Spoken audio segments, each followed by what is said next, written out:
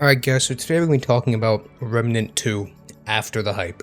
And so why do I say that? Well, I got into this game a bit late. It was about a week or two after launch when I actually started to play this. I saw videos and clips of it all over the place, and we'll get to that in a minute. But I didn't start playing this till a little bit after launch, and then Tarkov, if you know what that is, just wiped a couple of days ago by the time this comes out. So I'm really heavily invested in that. But I do want to talk about Remnant 2. So, I had no idea what this game was. I didn't even know it was coming out. I had never heard of it. I had played the first one on Game Pass, but that was my only exposure to this game. But then it came out. I started seeing clips on like YouTube Shorts and TikToks, and then that was like the first couple days of launch, and saying how good the game was and how crazy the boss fights were, right? And then the next couple days, the reviews started to come out, right? People who had seen the clips, bought the game, played it, and said, oh, this is great. And it was getting 10s, 10, 10, 10, you know, game of the year, this and that. People were absolutely freaking out, saying this game is absolutely fantastic. So at that point, which is when I look into it, realize that it's the sequel to the game that I played a little bit on Game Pass, and ended up buying it. So what the hell is Remnant 2? So a lot of people compare it to Dark Souls simply because it has these campfire-like checkpoints that respawn the waves of enemies as you go from one to the other, and you kind of have to fight through these difficult checkpoints from one to the next to progress through the story. Much like Dark Souls or Elden Ring or a Jedi Survivor, any of those types of games. So it's not so much like Dark Souls or Elden Ring combat-wise. While it is difficult and it does have that kind of same, you know, dodging mechanic, and it's punishing to a point, it's nowhere near as difficult as those games. And it's not melee focused, it's a lot more ranged focused for the most part. So I just want to clear that up at the beginning of the video and get that out of the way, because a lot of people have been making that comparison, and while it can be made, it's not the perfect comparison. I would more closely compare it to is something like Outriders, but why people don't really say that is because it's such a small game. It's a looter shooter dungeon type game like this, but really it's a mix between the people that are saying it's like Dark Souls with the combat styles and the punishing gameplay, and then it has a little bit of something like Destiny or The Division, where you have all these subclasses that have skills and sets, and then you have loot that you can pick up that has buffs and nerfs, different mods and amulets and rings and all of that stuff. So it's kind of a mix of a couple of different types of games. So when you start out the game, you go through the prologue and all of that good stuff, and then you have to choose a class. So there's a class with a dog, which is what I played my first time, and I didn't like it too much. And essentially how this works is you get passive and active traits. As you progress through the game, you will get more active traits. These are abilities like a ground pound or the dog attacking the enemies, more damage at ranged for the marksman class, stuff like that. And then your passive abilities, doing more damage at range passively, all of that good stuff. Being able to be healed by your companion, you know, that good stuff. And not keeping this video in any sort of organized order at all as for my thoughts or the sections within the game, but this is probably one of my biggest problems with the game, is the class system, because I've played both as I want to say it's the handler, the class with the dog, the marksman, the ranged class, and then I have a friend playing as the melee class, but they relatively all play the same until you get really far into it. Right? And the problem with that is that when you have classes, you want those classes to be cool and different. You want it to feel like you chose that class and you're being rewarded for choosing that class, and obviously it comes with negative effects, but you're getting something positive out of that, and that choice was important at all, because that's where you get your replayability, right? That's not the thing here. You have mod abilities, which are weapon specific, and then your class abilities. And so I'm getting ahead of myself here, but I have to talk about the mods to prove my point on the class abilities. So a mod, for example, that I'm using on a weapon is it shoots out like micro missiles that attack an enemy, which is really cool. That's a really cool ability. It's both mechanically useful and visually, you know, flashing and appealing to look at, right? But then my class ability, my screen turns a little bit red, and I do more damage, right? While that's useful, in no way is it bad, for my primary ability, that's not as flashy as all of these mod abilities that are way cooler and more interesting to use. So I think the effort put into these abilities needed to be switched, or maybe I'm just not far enough to the point where I'm getting the flashy abilities, but it seems just very wrong in my mind, right?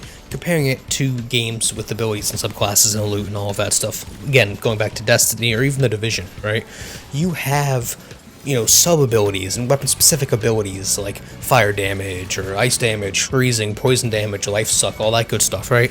Then you have your main class abilities, like these huge, over-the-top super abilities that look really cool. And it just seems to be reversed here, which is actually fine for the way that this game handles, because you get weapon mods more frequently and you can constantly slot them out, whereas you're tied down to 3 skill points per class, at least in your first archetype, but we can get more into that later.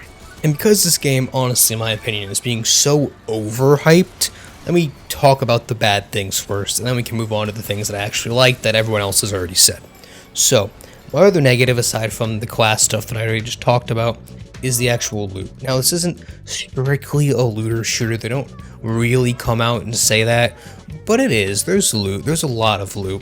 And my problem with that is that the loot you're getting is the loot you don't want. For example, keeping with the previous examples we've used, Elden Ring, Destiny, Division 2, instead of getting armor or weapons or anything like that, the cool stuff that you get in all of those games from completing missions and side quests, exploring, opening chests, doing puzzles, all of that stuff, you get stuff like the rings and the amulets that give you like plus 1.25 fire rate and plus 3% armor, and all of that stuff, which you need, and it's cool and it's fun, it's unique, it builds your character and helps you make different builds, but that's not the stuff that you want a lot of.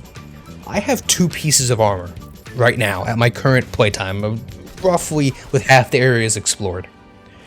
I have 2 pieces of armor, and I have about 20 rings. You see my problem here? The stuff that I want, the stuff that's visually appealing, the stuff that you actually, again, visually see change in the game that feels rewarding as you play, you don't get enough of. Well, that's the armor and a lot of stuff like that. The weapons are a bit better. You have, when you launch into the game, the default weapons, right? The assault rifles, the SMGs, pistols, sniper rifles, and shotguns. They're all available to you through a vendor that you can buy and switch out, upgrade, put mods on, all of that good stuff. Now you unlock more upgrades and mods as you progress, but the base weapons are there.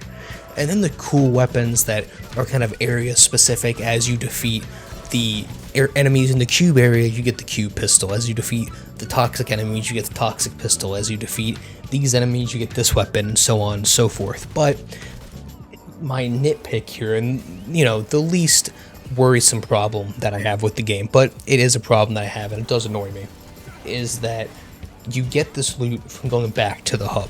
So while keeping it on the topic of Destiny, because that's what I know the most, it's something like Destiny where you do the loot, you do the raid, you do the mission, and you get the loot immediately from either the enemy dropping it, finding it, or completing the mission. Here, it's more you play the mission, do whatever you're doing, you unlock the ability to buy the loot back from the main section. So it just doesn't feel as rewarding because you're always having to go back to the hub to buy what you want. You're not immediately getting rewarded from the fight. So now that I've talked about the bad things, let me talk about the things that I actually like. And this is the part that I'm going to kind of skim over because there's so many videos already repeating this, and I got into this game too late to really make a review for this game. But again, this is after the hype, so it's kind of my honest thoughts on the game. So, the world is very big. There's a lot to do, there's a lot to find, there's a lot of secrets to find, a lot of invisible walls, and when this elevator goes up, if you actually don't get on it and go underneath it, there's loot down there. All of that good stuff, right? There's plenty of that. There's puzzles that you have to solve that are really complicated, that lead to really interesting boss fights and with good loot and all of that good stuff, right? That's all in here. It has all of those good aspects that, again, people compare it to Elden Ring and all of those types of games. The combat's fun. It's incredibly simple.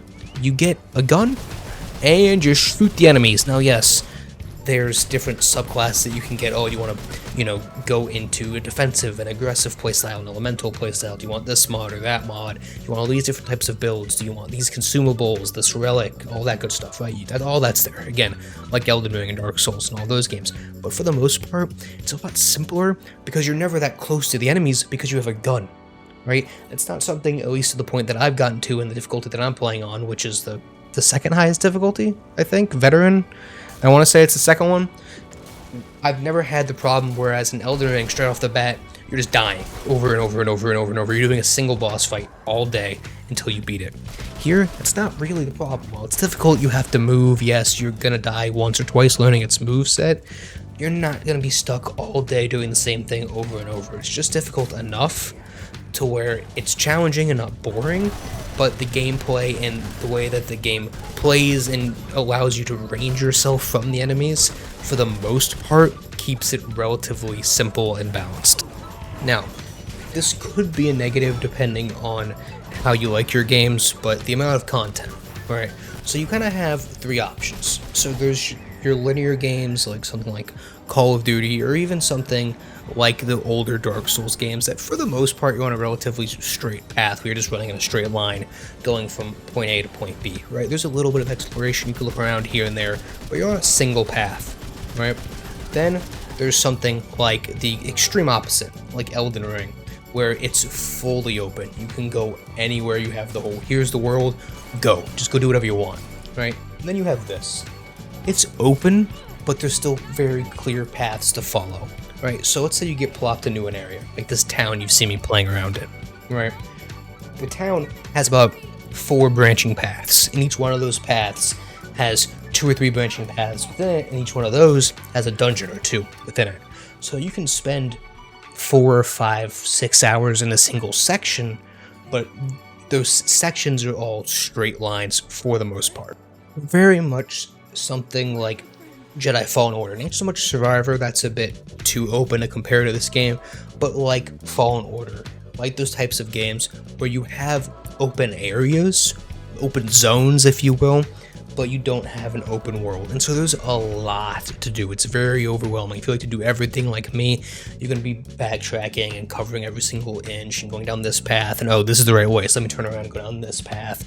And you're going to be moving around a lot because there's a lot to find. But if you're looking for something to play and you want something with a lot of content, this is there.